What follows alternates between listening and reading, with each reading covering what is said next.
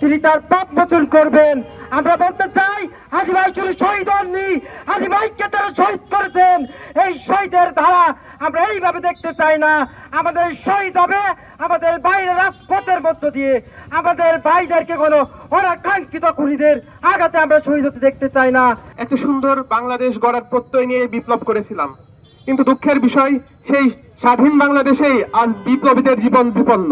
আমাদের হাদি ভাই তার রক্ত দিয়ে আমাদের বিপ্লবকে পুনর্জাগরণ করে দিয়ে গেল। আগামীতে যদি আমাদের আবার এই বিপ্লবকে সম্পন্ন করতে হয়, আমরা সবাই তৈরি আছি না ইনশাল্লাহ? হাদি ভাইয়ের রক্ত, হাদি ভাইয়ের রক্ত। শুনে রাখো ইন্টারিম সরকার, তুমি জানো তেন পন্থায় এখানে আসুনি।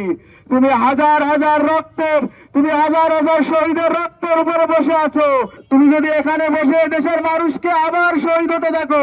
নায়াসিনামাইড ও স্যালিসাইলিক সমৃদ্ধ লিলি ফেস ওয়াশ যা ফেসের ডেড স্কিন সেল দূর করে দেয় দ্বিগুণ ফাস্টার ব্রাইটেনিং। বাংলাদেশের মানুষকে ঐক্যবদ্ধভাবে এতটা আবেগ আপ্লুত হতে আমরা দেখিনি।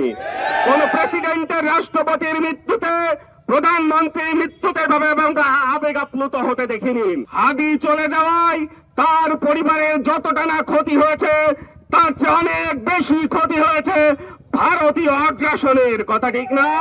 অনেক বেশি ক্ষতি হয়েছে দিল্লির দালালদের। কথা ঠিক না?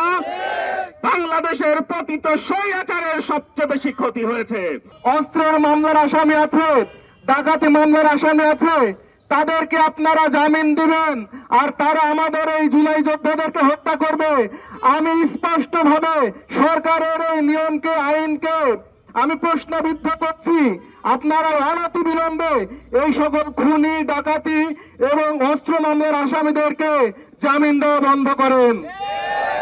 আমি উদাত্ত আহ্বান যাব অন্তর্বর্তী সরকারকে, আপনাকে হুঁশিয়ারি দিয়ে বলতে চাই, এই জুলাই যোদ্ধাদেরকে যদি একের পর এক হত্যা করা হয় আর আপনি যদি কোনো পদক্ষেপ না নেন, তাহলে কিন্তু বাংলাদেশে আর একটি বিপ্লব হবে।